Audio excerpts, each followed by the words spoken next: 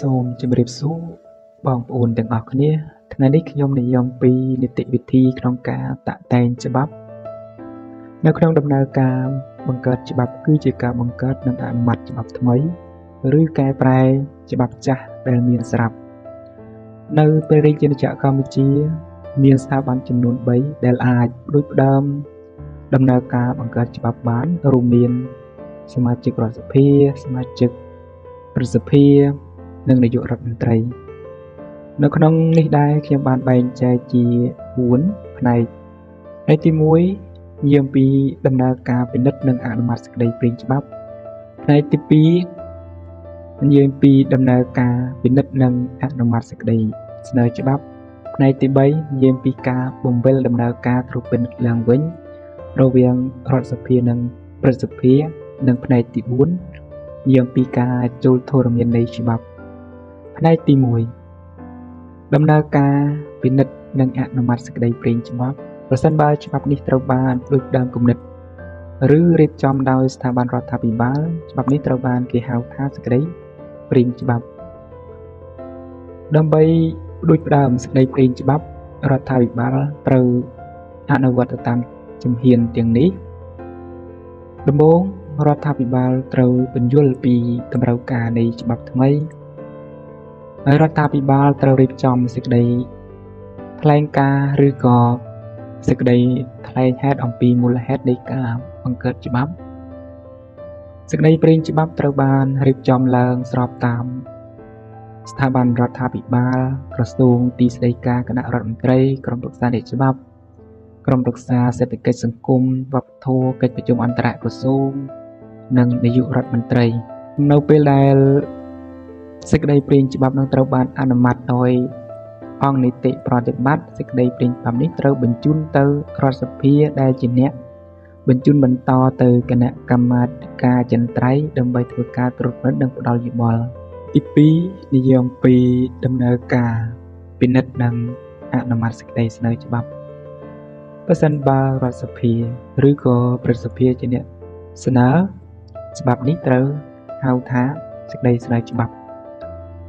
សេចក្តីស្នើច្បាប់នេះត្រូវបានបញ្ជូនដោយផ្ទាល់ទៅគណៈកម្មាធិការចិន្ត្រៃយ៍នៃរដ្ឋសភាដើម្បីពិនិត្យដំណើរការបន្ទាប់គឺដូចគ្នាក្នុងករណីមានតម្រូវការបញ្ជូនច្បាប់ដែលបានស្នើទៅ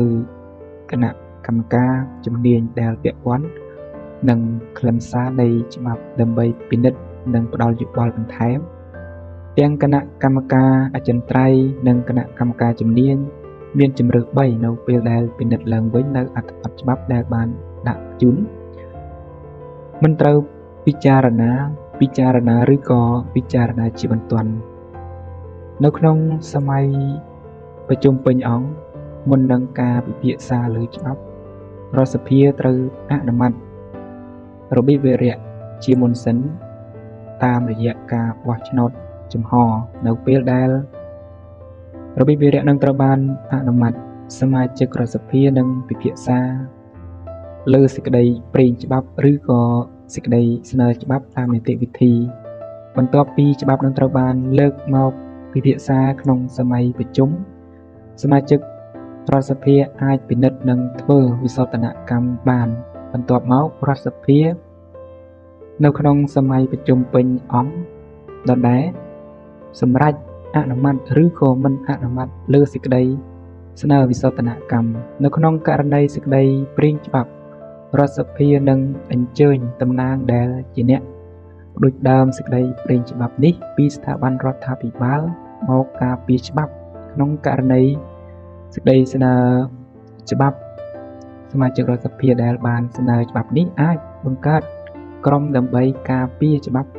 នៅពេលដែលច្បាប់នេះត្រូវបានរដ្ឋសភាអនុម័តរួចហើយច្បាប់ត្រូវបញ្ជូនបន្តទៅប្រសិទ្ធិដើម្បីពិនិត្យនិងផ្ដល់យោបល់ជាលើកទី1ប្រសិទ្ធិអាច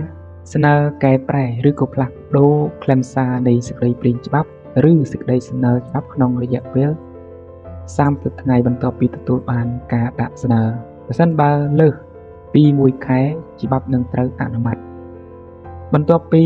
សភាបញ្ជូនសេចក្តីព្រាងច្បាប់ដំបូងទៅ ប្រសិទ្ធភា